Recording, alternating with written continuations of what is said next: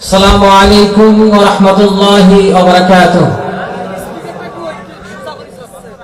إن الحمد لله نحمده ونستعينه ونستغفره ونعوذ بالله من شرور أنفسنا ومن سيئات أعمالنا. من يهدي الله فهو المهتد ومن يضلل فلن تجد له وليا مرشدا. أما بعد فأعوذ بالله من الشيطان الرجيم. بسم الله الرحمن الرحيم. وإذا سألك عبادي عني فإني قريب أجيب دعوة الداعي إذا دعان. أو كما قال رسول الله صلى الله عليه وسلم إذا سألت فاسأل الله وإذا استعنت فاستعن بالله. যাবতীয় প্রশংসা, যাবতীয় মহিমা সেই মহান রব্বুল আলামিনের জন্য, যার অশেষ কৃপায় আজকে এই তাফসীর দক্ষিণ পাড়া কবরস্থান যে উন্নয়ন প্রকল্প, সেই উপলক্ষে এই আয়োজন। তো যেহেতু কবরস্থানের উন্নয়ন প্রকল্প সম্পর্কে এই আয়োজনটা, তো আমি আপনাদেরকে এই কবরের জীবন সম্পর্কে কিছুক্ষণ আলোচনা করবো ইনশাআল্লাহ তাআলা। ওমা তাওফীকি ইল্লা বিল্লাহ আলাইহি তাওয়াক্কালতু ওয়া ইলাইহি উনীব। আমরা এতক্ষণ মদিনার গান শুনেছি, তাই না? মদিনাকে আমরা এত পছন্দ করি কেন? মদিনায় শুয়ে আছেন কে? রাসূলুল্লাহ সাল্লাল্লাহু আলাইহি ওয়াসাল্লাম। এজন্য আমরা যখন এই মুহাম্মদ নাম শুনবো, যখন এই রাসূলুল্লাহ নাম শুনবো, তখন আমাদের বলতে হবে সাল্লাল্লাহু আলাইহি ওয়াসাল্লাম। বলা লাগবে কিনা? যখনই শুনবেন তখনই বলবেন। আমি বলি কিংবা না বলি, জীবনে যতবার শুনবেন ততবার বলতে হবে। না হলে রাসূলুল্লাহ সাল্লাল্লাহু আলাইহি ওয়াসাল্লাম বলেন, যে ব্যক্তি আমার নাম শুনলো এবং আমার উপর দরুদ পাঠালো না, সে ব্যক্তি ধ্বংস হয়ে যাক। আমরা কি ধ্বংস হতে চাই? আমরা কি মদিনার নবীর উম্মত নই? তার মানে আমাদেরকে যখনই আমরা রাসূলুল্লাহর নাম শুনবো, তখনই আমাদের কি বলতে হবে? সাল্লাল্লাহু আলাইহি ওয়াসাল্লাম। তো কবর সম্পর্কে একটু আলোচনা করবো ইনশাআল্লাহ। কিয়ামতের জীবনের প্রথম ধাপ হচ্ছে কবর। কিয়ামতের জীবনের প্রথম ধাপ কি? কবর। কবর অত্যন্ত ভয়ানক জায়গা। এই কবরের পরীক্ষায় যে পাশ করবে, সেই পরবর্তী কিয়ামত দিবসের পরীক্ষা পাশ করবে, তাই নয় কি? এই কবরের জীবনের পরীক্ষা যে ফেল করবে, সে পরবর্তী কিয়ামতের জীবনেও ফেল করবে। এজন্যই এই কবরের জীবনকে আলোকিত করার জন্য, এই কবরের জীবনে পাশ করার জন্য আমাদের প্রস্তুতি লাগবে কিনা? আচ্ছা, কবরে প্রথম প্রশ্ন কি? আমরা সবাই জানি না? কবরের জীবনের প্রথম প্রশ্ন কি? মান রব্বুক, মান রব্বুকা, তোমার রব কে? আমরা আমাদের রবকে চিনি? আমাদের রবের নাম কি? আল্লাহ সুবহানাহু ওয়া তাআলা, তাই না? আমাদের রবের নাম হচ্ছে আল্লাহ সুবহানাহু ওয়া তাআলা। তার আরো 99টি নাম আছে কিনা? এগুলো সব হচ্ছে আল্লাহর নাম। কিন্তু রব শব্দ শুনলেই যে আল্লাহর কথা আমাদের মনে হয়, সেই আল্লাহ এগুলো কি আমরা ঠিক মতো করি? আমরা যারা তাফসীরুল কোরআন মাহফিলে এই ওয়াজ শুনতে আসছি, সবাই কি নিয়মিত নামাজে যাই? যাই নামাজে? যাই না। নামাজ হচ্ছে আল্লাহর ইবাদতের মধ্যে সবচেয়ে শ্রেষ্ঠ ইবাদত। যারা নামাজে যায় না, তারা কি আল্লাহর বান্দা হইতে পারবে? রাসূলুল্লাহ সাল্লাল্লাহু আলাইহি ওয়াসাল্লাম তার হাদিসের মধ্যে বলেন, আউয়ালু মা ইউহাসাবু বিহিল আবদু ইয়াওমাল কিয়ামাতি আস-সালাহ। কিয়ামতের দিন সর্বপ্রথম কোন আমলের হিসাব দেওয়া হবে? নামাজের হিসাব দেওয়া হবে। এই প্রশ্নে যদি আপনি পাস করতে পারেন, আপনার অন্যান্য অপরাধগুলো ক্ষমা করা হবে, পাস করে গেলেন। আর যদি প্রথম প্রশ্নেই ফেল মারেন, তাহলে কি পথ বন্ধ কিনা? ওই বন্ধ শেষ, মানে ব্যাগে বলা হয় সক্কা, মানের বাইরে, জান্নাতে আর যাওয়া হবে না। এজন্য সালাতে নিয়মিত উপস্থিত থাকতে হবে, তাই না? নিয়মিত উপস্থিত থাকতে হবে। আচ্ছা, কবরের জীবনের দ্বিতীয় প্রশ্ন কি? মান নবিয়ুক, তোমার নবীর নাম কি? আমরা জানি আমাদের নবীর নাম কি? মুহাম্মদুর রাসূলুল্লাহ সাল্লাল্লাহু আলাইহি ওয়াসাল্লাম। যে মদিনার গান আমরা এতক্ষণ থেকে শুনলাম, সেই মদিনার নবীর কি শাফাআত আমরা পেতে চাই? সেই নবী আমাদেরকে তার যে কথা, তার যে কাজ, তার যে আমল আমাদেরকে দিয়ে গেছেন, সেই জিনিসটার নাম কি আমরা জানি? ওই জিনিসের নাম হচ্ছে হাদিস। নাম কি? হাদিস।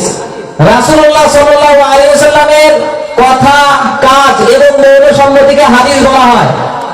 কাকে হাদিস বলে? আল্লাহ রাসূলের কথা, আল্লাহ রাসূলের কাজ এবং আল্লাহ রাসূল যে কাজের সম্মতি দিয়েছেন সেটাই হচ্ছে হাদিস। যদি আমরা রাসূলুল্লাহ সাল্লাল্লাহু আলাইহি ওয়াসাল্লামের কথা, কাজ এবং তার সম্মতির বাইরে কোনো কিছু করি, সেটা কি ইবাদত হবে? সেটা কি ইবাদত হবে? হবে না। যেটা আল্লাহ বলছেন, যেটা রাসূলুল্লাহ সাল্লাল্লাহু আলাইহি ওয়াসাল্লাম বলছেন, তার বাইরে যদি কোনো কিছু করি তাহলে সেটা ইবাদত হবে? হবে না। যদি কেউ খারাপ কাজ করে তার গুনাহ হয় কিনা? গুনাহ হয় না? আচ্ছা, যদি কেউ ভালো কাজ করে তার সওয়াব হয় কিনা? তার সওয়াব হয়। গুনাহ করার পরে মানুষ ভাবে গুনাহ করে ফেললাম, একটু অনুশোচনা আসে, কেউ তওবা করে, কেউ করেই না। যে তওবা করে না তার অন্তরটা ধীরে ধীরে কালো হয়ে যায়, তার কাছে আর গুনাহ মনে হয় না। যে ব্যক্তি ভালো কাজ করে, সেই ভালো কাজ আল্লাহ কবুল করেন কিনা? যে ভালো কাজ আমরা করতে যাচ্ছি, সেই ভালো কাজের উদাহরণ আল্লাহ রাসূল সাল্লাল্লাহু আলাইহি ওয়াসাল্লাম রেখে গেছেন কিনা? তাহলে ওই কাজটা রাসূলুল্লাহ সাল্লাল্লাহু আলাইহি ওয়াসাল্লাম যেভাবে করছেন, যেভাবে বলছেন, সেভাবে করতে হবে কিনা? আর যদি না করি তাহলে কবুল হবে? হবে না। দ্বিতীয় প্রশ্ন, মান নবিয়ুক, তোমার নবীকে? আমি যদি রাসূলুল্লাহ সাল্লাল্লাহু আলাইহি ওয়াসাল্লামের হাদিস অনুসরণ না করি তাহলে বলতে পারবো আমার নবীকে? আমি যদি গণতন্ত্র মানি, সমাজতন্ত্র মানি, জাতীয়তাবাদে বিশ্বাসী হই, তাহলে কি এই দ্বীন ইসলামের নবীর কথা, দ্বীন ইসলামের নবীর নামের কথা বলতে পারবো? পারবো না। 3 নম্বর প্রশ্ন কি? রাসূলুল্লাহ সাল্লাল্লাহু আলাইহি ওয়াসাল্লামকে প্রদর্শন করা হবে, বলা হবে এই লোককে আপনি চেনেন কিনা? যারা রাসূলুল্লাহ সাল্লাল্লাহু আলাইহি ওয়াসাল্লামকে তার জীবনী থেকে চেনে নাই, তার হাদিস থেকে চেনে নাই, তার কথা থেকে চেনে নাই, তার সম্মতি থেকে চেনে নাই, তার কাজ থেকে চেনে নাই, তারা কি কবরে রাসূলুল্লাহ সাল্লাল্লাহু আলাইহি ওয়াসাল্লামকে চিনতে পারবে? তার মানে আমাদেরকে কবরে যাওয়ার আগেই রাসূলুল্লাহ সাল্লাল্লাহু আলাইহি ওয়াসাল্লামের বলে যাওয়া সেই হাদিস মোতাবেক জীবন যাপন করতে হবে কিনা? যদি না করি কবরের পরীক্ষাতেই ফেল, জান্নাতে যাওয়ার আশা করা লাগবে না। তাহলে এই কবরস্থানের উন্নয়ন প্রকল্প যারা এই আয়োজনটা করছেন তারা কি জীবিত না মৃত? জীবিত, তাই না? এই জীবিত ব্যক্তিরা তারা পরবর্তীতে যে কবরে যাবেন সেই কবরের উন্নয়নের আয়োজন এখন করতেছেন কিনা? করতেছেন না? তারা কবরে যাবেন এই জন্য আয়োজন এখন থেকে রেখে যাচ্ছেন। যে ব্যক্তি কবরে আছেন, যে ব্যক্তি মৃত্যুবরণ করছেন, তার কি ক্ষমতা আছে কবরের উন্নয়ন করার? সে কি কবর থেকে উঠে এসে কবরের উন্নয়ন করতে পারবে? তার ক্ষমতা আছে কবরের উন্নয়ন করার? নাই। এজন্যই আপনি মৃত্যুবরণ করার আগে কোথায় আপনার কবর হবে, কোন জমিতে হবে, সেই জমির দলিলপত্রটা ভালো করে দেখে যান কিনা।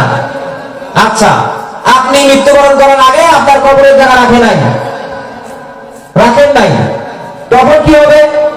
আপনাকে অন্য কারো জমিতে যদি কবর দেওয়া হয়, তারা যদি এটাকে অসুবিধা করে করে, তাহলে কি আপনার কবর ওখানে রাখতে পারবে নাকি তুলে ফেলতে হবে? কারণ জমিটা অন্য কারো। তার মানে আপনার মৃত্যুবরণ করার আগে আপনার কবরের ব্যবস্থা করতে হবে, তাই না? এই জন্যই জীবিত মানুষেরা এই কবরস্থানের উন্নয়নের আয়োজন করছে। এটা ভালো সিদ্ধান্ত, কারণ কবরে যাওয়ার পর তো কোনো ক্ষমতা থাকবে না। ক্ষমতা থাকবে? কবরে যাওয়ার পর কিছু কিছু আমল জারি থাকে, সেই সবগুলো ওখানে যাবে। কিন্তু সেই সবগুলো কি ওই ব্যক্তি চাই জন্য যাবে নাকি আল্লাহ পৌঁছে দিবে? আমরা যখন রাসূলুল্লাহ সাল্লাল্লাহু আলাইহি ওয়াসাল্লামের দরুদ পাঠ করি, সাল্লাল্লাহু আলাইহি ওয়াসাল্লাম বলি, এই সবটা কে নিয়ে যায়? ফেরেশতা নিয়ে যায় কিনা? আল্লাহ রাসূলের কবরে কে নিয়ে যায়? ফেরেশতারা আল্লাহ রাসূলের কাছে পৌঁছে যায়, তাই না? এটাই হচ্ছে হাদিস। তো এখন যদি আপনার কবর অন্যখানে হয়, আপনার লাশ সরাই ফেলতে হবে। কেন? অন্যের উপর জুলুম হচ্ছে, এই জন্য আপনার কবরের ব্যবস্থা করে যাইতে হবে। কিন্তু যদি কেউ বিশ্বাস করে কবরে যে মানুষ আছে তার স্পেশাল ক্ষমতা আছে, যদি কেউ বিশ্বাস করে কবরে যে মানুষ আছে তার স্পেশাল ক্ষমতা আছে, সে আমাদেরকে কিছু দিতে পারে, এই বিশ্বাসটা ভুল হবে নাকি ঠিক হবে? ভুল হবে না ঠিক হবে? ভুল হবে। কেন? আমরা যদি কবরে যিনি গেছেন তার জন্য দোয়া করি, তখন না তার কবরের আযাব মাফ হয়, তাই না? সে কি নিজে নিজের কবরের আযাব মাফ করতে পারে, নাকি আমাদের দোয়া করা লাগে? আমরা দোয়া করি কি, রব্বির হামহুমা কামা রব্বায়ানি সগীরা, দোয়া করি না? আমাদের যাদের পিতামাতা মরে গেছে তাদের জন্য আমরা দোয়া করি না?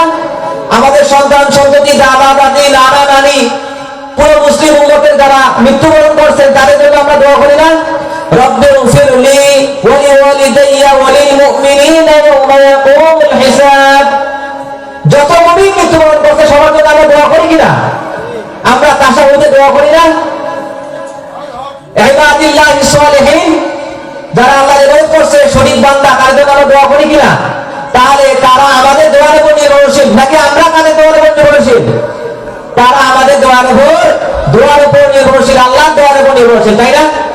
তারা যদি রাসূলুল্লাহ সাল্লাল্লাহু আলাইহি ওয়াসাল্লামের হাদিস মোতাবেক জীবন পরিচালনা করে, যদি দুনিয়াতে ওইভাবে জীবন যাপন করে, তাহলে তারা কিয়ামতের দিন রাসূলুল্লাহ সাল্লাল্লাহু আলাইহি ওয়াসাল্লামের শাফাআত পাবে কিনা? তারা শাফাআত পাবে। কিয়ামতের দিন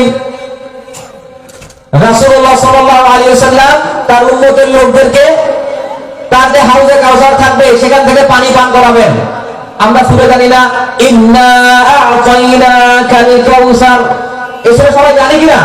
হে নবী, নিশ্চয়ই আমি আপনাকে কাউসার দান করছি। এই কাউসারের পানি যে পান করবে, কিয়ামতের দিন সে পিপাসার্ত হবে না। যে কিয়ামতের দিন যে পিপাসার্ত হবে না, সে তো পরীক্ষায় পাস করে গেছে, তাই না?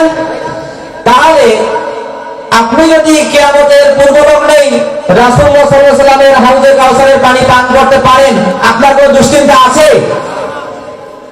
তাহলে কিভাবে হাউজে কাউসারের পানি পাবো সেটা জানতে হবে না?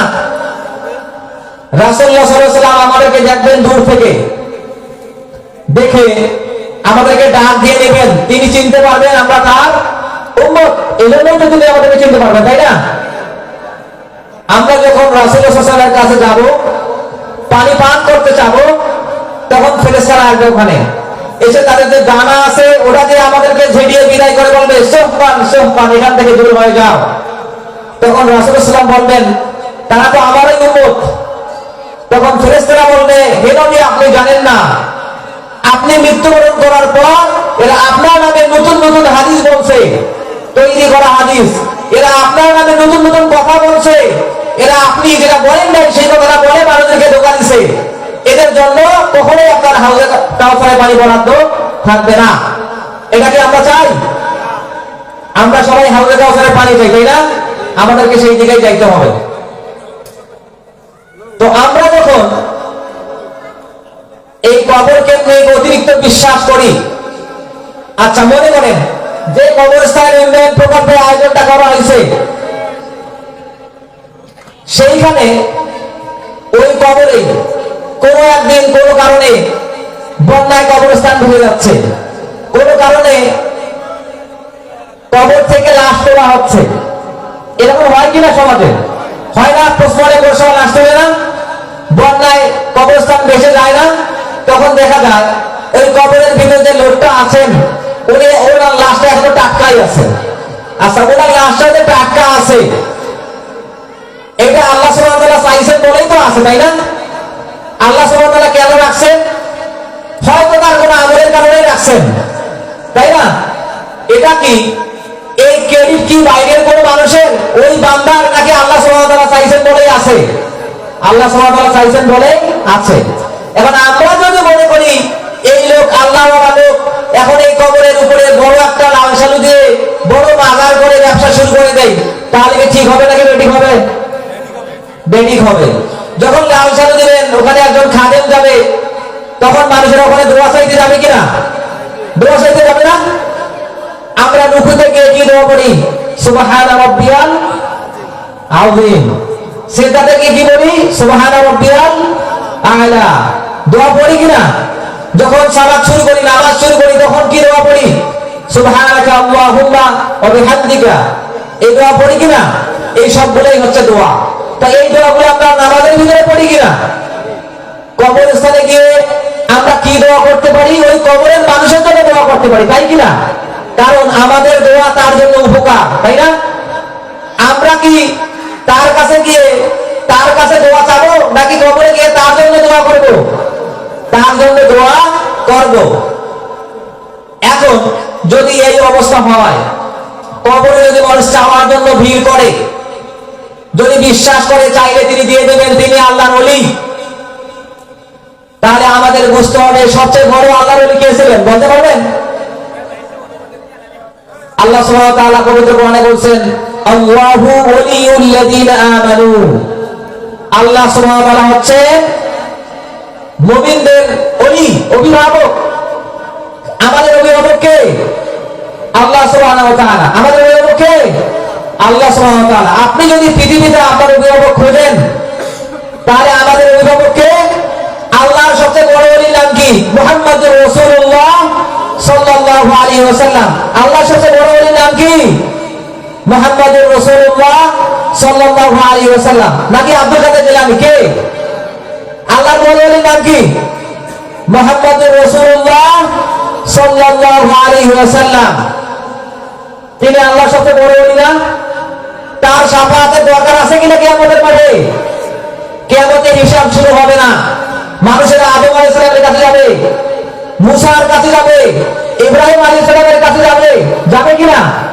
কিন্তু কেউ কি শাফাআত করার সুযোগ পাবে? আল্লাহর সঙ্গে কথা বলার সুযোগ পাবে?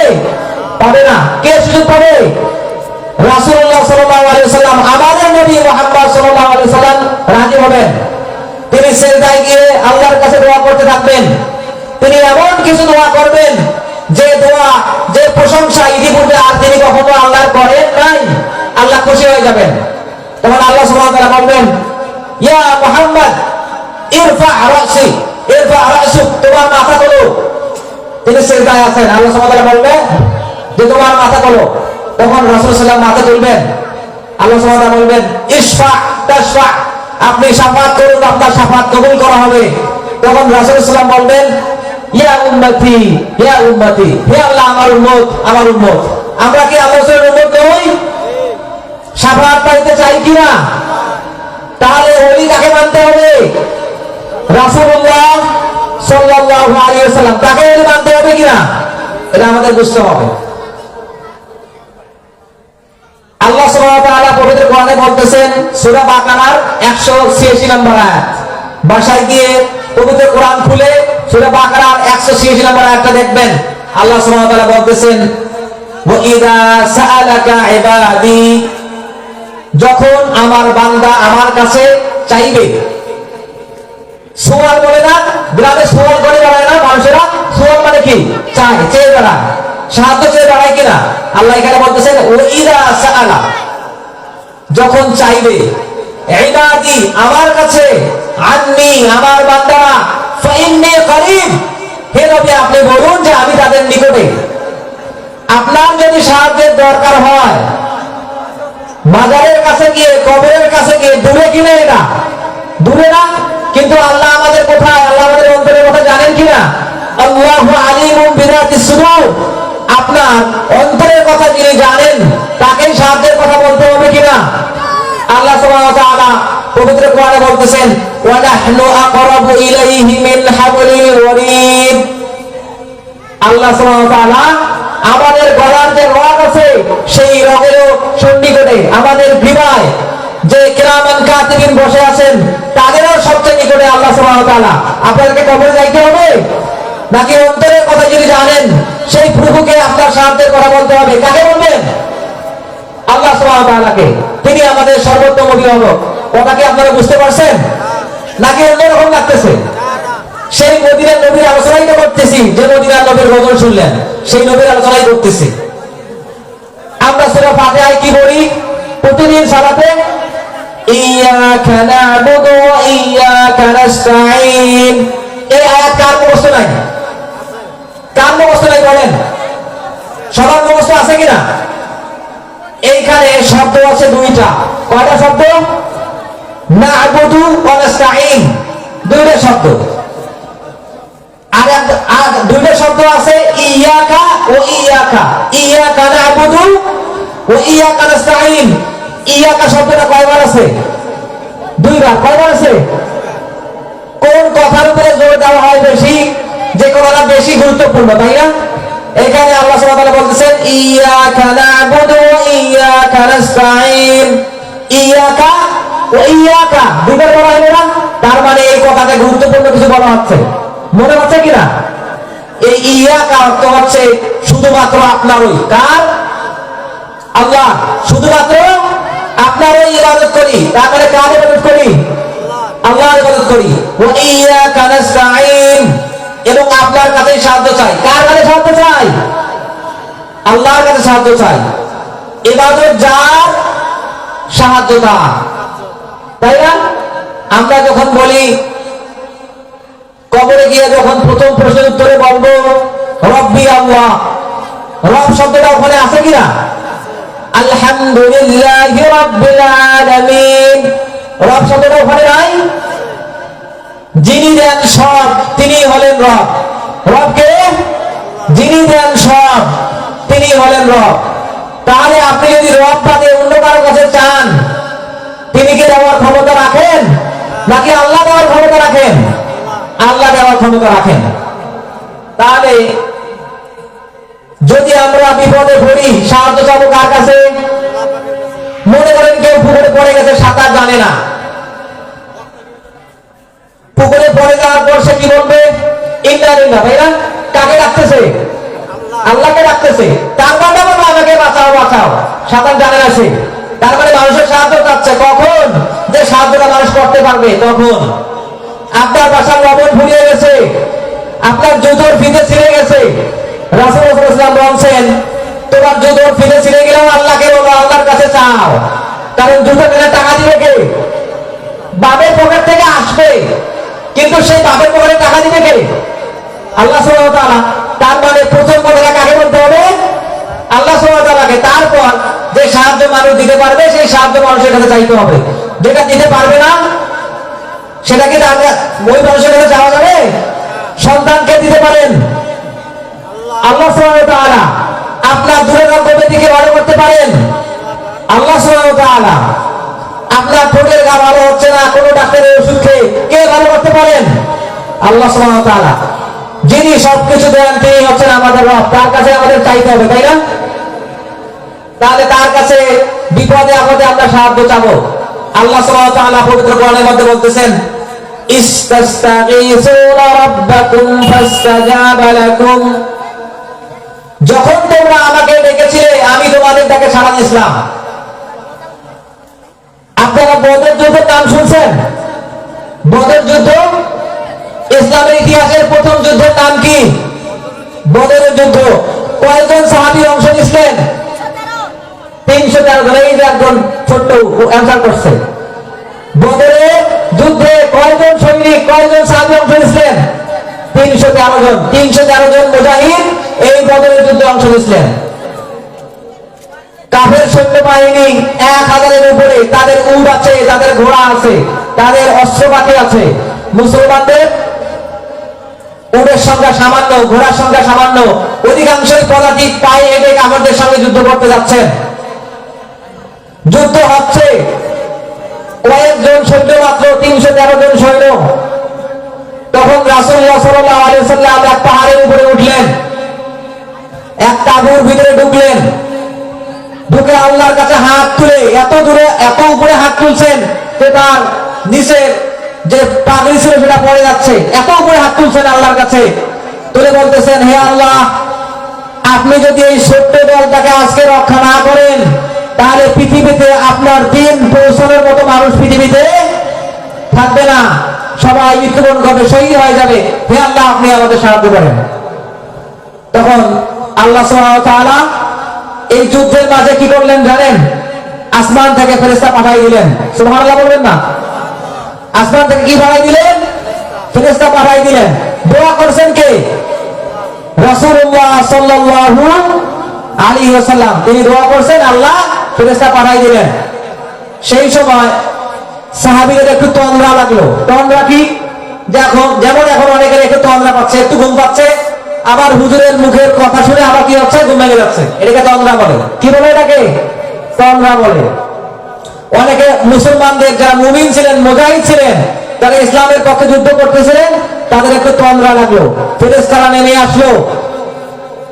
সাহাবী তলোয়ার চালাইতে যাবেন, কোন কাফেরের কল্লা কেটে দিবেন, তার আগেই দেখেন তার কল্লা পড়ে গেছে। কে তলোয়ার চালাইছে? আল্লাহর ফেরেশতা, তাই না?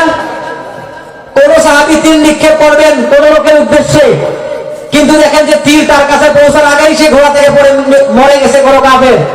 এই তীর পাঠাইছেন কে? ফেরেশতা পাঠাইছেন। কে পাঠাইছেন? ফেরেশতা পাঠাইছেন। এভাবে যদি মানুষ তাদের বিপদে আল্লাহর কাছে সাহায্য চায়, তখন আল্লাহ সাহায্য করেন কি না? সাহায্য করেন না?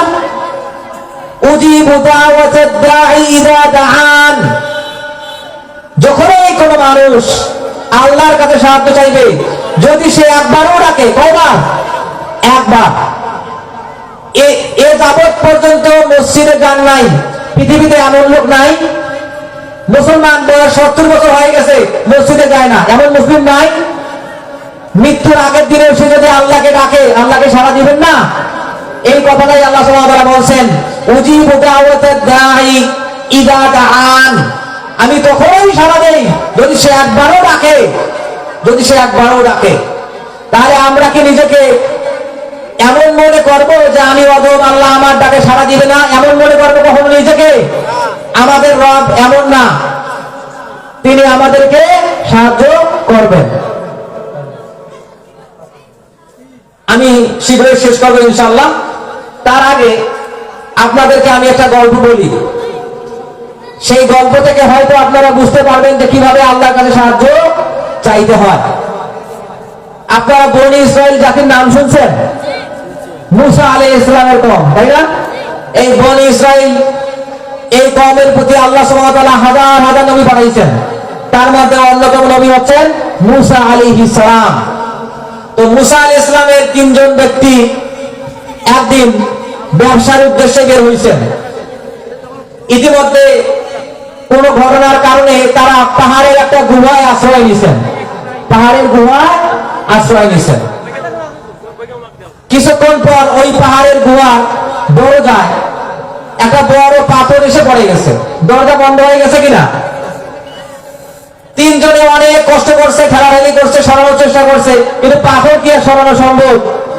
বিশাল পাথর, গুহার দরজা বন্ধ করে দিয়েছে, এত বড় পাথর, ওটা সরানো যাবে? তখন 3 জনে মিলে চেষ্টা করতেছেন যে কিভাবে এই পাথর সরানো যায়। তখন তারা সবার আগে কাকে ডাকছেন? আল্লাহ সুবহানাহু ওয়া তাআলাকে। তারা চিন্তা করলেন যে আল্লাহকে ডাকতে হবে, সেই ভরসা। এজন্যই তারা চিন্তা করলেন যে আল্লাহকে ডাকবো, কিছুতে ওসিলা লাগবে, তাই না? কিছুতে ওসিলা, মাধ্যম লাগবে। কি দিয়ে আল্লাহকে ডাকবো? আমাদের ওসিলা কি? আমাদের ওসিলা হচ্ছে নামাজ, তাই না? নামাজের পর আমরা হাত তুলে মোনাজাত করি কিনা? মোনাজাত করি না? নামাজের ভিতরে মোনাজাত করি না? রুকুতে দোয়া করি না? সেজদায় দোয়া করি কিনা? রুকু থেকে উঠে দোয়া করি না? 2 সেজদার মাঝখানে দোয়া করি না? সবাই দোয়া। তো যখন আমরা দোয়া করি, আল্লাহর কাছে চাই কিনা? এই নামাজটাই হচ্ছে আমাদের ওসিলা। পৃথিবীতে যত ভালো কাজ আছে সবগুলোই হচ্ছে আমাদের ওসিলা। দান করলে এটা বিপদ দূর হয় কিনা? এটা ওসিলা। সালাত পড়লে আমরা খারাপ কাজ থেকে দূরে থাকি, এটা ওসিলা কিনা? প্রত্যেকটা ভালো কাজ একটা করে ওসিলা। মুখস্থ করে নেন, প্রত্যেকটা ভালো কাজ একটা করে ওসিলা। কারণ রাসূলুল্লাহ সাল্লাল্লাহু আলাইহি ওয়াসাল্লাম তার হাদিসের মধ্যে বলছেন, আল্লাহ সুবহানাহু ওয়া তাআলা পবিত্র কোরআনের মধ্যে বলছেন যে আল্লাহ সুবহানাহু ওয়া তাআলা কি করেন?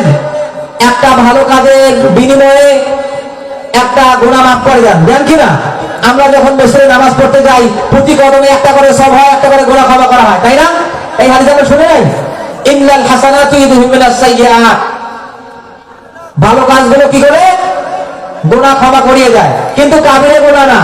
গান শোনেন, এই জন্য ওই নামাজ পড়ে গান শোনার গুনাহ মাফ হবে না। জেনা করেন, ওই নামাজ পড়ে জেনার গুনাহ মাফ হবে না। আপনি সুদ খান, নামাজ পড়ে সুদের গুনাহ মাফ হবে না। আপনি ব্যভিচার করেন, নামাজ পড়ে সুদের এই ব্যভিচারের গুনাহ মাফ হবে না। কি করতে হবে? তওবা করতে হবে, তওবাতান নাসুহা করতে হবে। কিন্তু না চাইতেই যে ছোট পাপগুলো হয়ে যায়, যে পাপগুলো হয়ে যায় এমনিতেই, দেখতে চাই না তাও দেখা হয়ে যায়, বলতে চাই না তাও বলা হয়ে যায়। এই যে অযাচিত পাপগুলো, এগুলো উজু করলেই ঝরে যায়, এগুলো আল্লাহর জিকির করলেই ঝরে যায়, আল্লাহ মাফ করে দেন, তাই না? তো তখন তিনজন ব্যক্তির মধ্যে একজন ব্যক্তি বললেন যে আমরা যে আমাদের জীবনে ভালো কাজগুলো করছি, এগুলোর ওসিলা করে আল্লাহর কাছে দোয়া করা যায়। তখন তাদের মধ্যে একজন পশুপালক ছিলেন, তিনি পশুপালন করতেন, হয় ছাগল নয়, গরু নয়, উট চালাইতেন। তো তিনি বললেন, হে আল্লাহ, তিনজনে মিলে হাত তুললেন, হাত তুলে আল্লাহকে বলতেছেন, ওই পশুপালক ব্যক্তি, হে আল্লাহ, জীবনে অনেক পাপ করছি, কিন্তু যে ভালো কাজগুলো করছি, সেই ভালো কাজের মধ্যে একটা ভালো কাজ হচ্ছে, আমি যখনই এই পশুর পাল নিয়ে বাড়িতে যাইতাম, এই পশুর দুধ দহন করার পরে সবার আগে এই দুধটা আমার পিতামাতাকে খাওয়াইতাম। আমার ছেলে সন্তান ছিল, তাদেরকে খাওয়াইতাম না, আমার স্ত্রীকে খাওয়াইতাম না, আমার নিজেও পান করতাম না। সবার আগে কাকে খাওয়াইতাম? আমার পিতামাতাকে খাওয়াইতাম। আমার সন্তানেরা কান্না করতো, রাত হয়ে যাইতো, তবুও সন্তানদেরকে খাওয়াইতাম না। সবার আগে কাকে খাওয়াইতাম? আমার পিতামাতাকে খাওয়াইতাম। হে আল্লাহ, এই কাজটা যদি ভালো হয়ে থাকে, আপনি আমাদের এই বিপদ থেকে উদ্ধার করেন। তখন কি হলো? পাথর একটু সরে গেল, কিন্তু অতটুকু ফাঁক দিয়ে কি বের হওয়া সম্ভব? সম্ভব না। তখন আরেকজন বান্দা আল্লাহর কাছে দোয়া করা শুরু করলো। সে বলল, হে আল্লাহ, জীবনে অনেক পাপ করছি, কিন্তু জীবনে একটা ভালো কাজও করছি। সেই ভালো কাজটা কি? যে আমার একজন চাচাতো বোন ছিল, খুব সুন্দরী, আমি তাকে প্রেমের প্রস্তাব দিলাম। সে বলল, তুমি যদি আমাকে এত এত স্বর্ণ মুদ্রা দাও, তাহলে আমি তোমার প্রস্তাবে রাজি হব। সে কঠোর পরিশ্রম করছে, করার পরে সেই স্বর্ণ মুদ্রা জমা করছে। এরপর সেই মেয়ের প্রস্তাবে রাজি হয়েছে, তাকে নিয়ে নির্জন জায়গায় গেছে। যখন সে মেয়ের সঙ্গে মিলিত হতে যাচ্ছে, তখন সেই মেয়ে বলল, হে যুবক, আল্লাহকে ভয় করো, তুমি আমার মাহর ছিন্ন করো না, আমার শ্লীলতাহানি করো না। তখন সেই যুবক কি করলো? আল্লাহকে ভয় করে তাকে ছেড়ে দিল। এইখানে ওই যুবক ছিল, সে বলল, হে আল্লাহ, আমি যদি আপনার ইবাদত করে, আপনাকে ভালোবেসে, আপনাকে ভয় করে যদি এই কাজটা করে থাকি, আপনি এই পাথরটাকে আরেকটু সরাই দেন, আমাদের সাহায্য করেন। তখন পাথরটা আরেকটু সরে গেল, কিন্তু সেটা বের হওয়ার মতো যথেষ্ট ছিল না। তখন তৃতীয় ব্যক্তি, সে আল্লাহর কাছে দোয়া করতে শুরু করলো। সে একজন গৃহস্থ লোক ছিল, সে কিছু জবের বিনিময়ে একজন কিষানকে ভাড়া করছে। আগে মানুষ ধানের বিনিময়ে কাজ করতো না, চালের বিনিময়ে কাজ করতো না, একটু জবের বিনিময়ে কাজ করত। তখন কিছুমাত্র জবের বিনিময়ে সে একজন শ্রমিককে নিয়োগ করছে, কিন্তু শ্রমিক কাজ শেষ করে তার যে পারিশ্রমিক, এটা না নিয়েই চলে গেছেন। কিন্তু যে গৃহস্থ কাজ করে নিছেন, সে তো চিন্তায় পড়ে গেছে যে এই টাকাটা এখন আমি কি করি, এই জবটা এখন আমি কি করি। সে ওই জবটা বিক্রি করছে, কিংবা ফসল ফলাইছে, সেই ফসল ফলে সেই ফসলের টাকা দিয়ে একটা ছাগল কিনছে, ছাগলের পাল হয়ে গেছে। সেই ছাগলের পাল থেকে ছাগল বিক্রি করে গরু কিনছেন, গাভী কিনছেন, উট কিনছেন। টাকা কার ছিল? সেই কৃষকের। এরপর সেই ছাগল উট চড়ানোর জন্য একজন চাকর নিয়োগ করছেন, যে এগুলো দেখাশোনা করবে। অনেকদিন পর ওই যে কৃষক যে কাজ করে দিয়ে গেছে, পারিশ্রমিক নেয় নাই, সে আবার তার কাছে আসছে, এসে বলতেছে আমার পারিশ্রমিক দেন। তখন যার কাজ করছে সেই ব্যক্তি বলতেছে, এই যে গরু ছাগলের পান দেখতেছেন, এগুলো সবগুলো আপনার। তখন ওই লোক বলছে, হ্যাঁ, আপনি আমার সাথে ঠাট্টা মশকরা করতেছেন নাকি? আমি তো সামান্য জবের বিনিময়ে আপনার কাজ করে দিয়েছি, এত বড় গরুর ছাগলের উটের পাল কেমনে আমার হয়? তখন সে বলল, হে আল্লাহর বান্দা, আমি এভাবে আপনার টাকাটা জমাইছি, এই সবগুলো আপনার। সুবহানাল্লাহ ওয়া বিহামদিহি। সে বলল, হে আল্লাহ, আমি যে তাকে পারিশ্রমিক দিছি, এটা যদি আমার ভালো কাজ হয়ে থাকে, হে আল্লাহ, আপনাকে ভয় করে যদি আমরা এই কাজটা করে থাকি, তাহলে আমাদেরকে এই বিপদ থেকে উদ্ধার করেন। তখন কি হলো? পাথর পুরো সরে গেল এবং তিনজনে বের হয়ে গেলেন। এই ভালো কাজ দিয়ে তারা আল্লাহর কাছে আশ্রয় চাইছেন কিনা? তার মানে আমাদের ওসিলা কি? আমাদের ভালো কাজ। আমাদের ভালো কাজ হচ্ছে আমাদের ওসিলা। আমাদের ওসিলা পীর নয়, আমাদের ওসিলা কবরের মানুষ নয়, আমাদের ওসিলা মাজার নয়। আমাদের ওসিলা হচ্ছে আমাদের কোনো ভালো কাজ, যেটা আমাদেরকে কবরে সেই প্রশ্ন উত্তরে পাশ করাবে, যেটা আমাদেরকে কিয়ামতের দিন আল্লাহ সুবহানাহু ওয়া তাআলার প্রশ্ন উত্তরে পাশ করাবে, সেটাই হচ্ছে আমাদের ওসিলা, তাই না? আল্লাহ সুবহানাহু ওয়া তাআলা আমাদেরকে এই সংক্ষিপ্ত বক্তব্য থেকে যে আমরা বুঝলাম, যতটুকু বুঝলাম, আমাদের জীবনে এই বিষয়গুলো আমাদেরকে আমল করার তৌফিক দান করুন, আল্লাহুম্মা আমিন। আল্লাহ সুবহানাহু ওয়া তাআলা আমাদেরকে সঠিক ইবাদত নিয়ে, সঠিক বিশ্বাস নিয়ে কিয়ামতের দিন আল্লাহর সামনে দাঁড়ানোর তৌফিক দান করুন। আসসালামু আলাইকুম ওয়া রাহমাতুল্লাহি ওয়া বারাকাতুহু।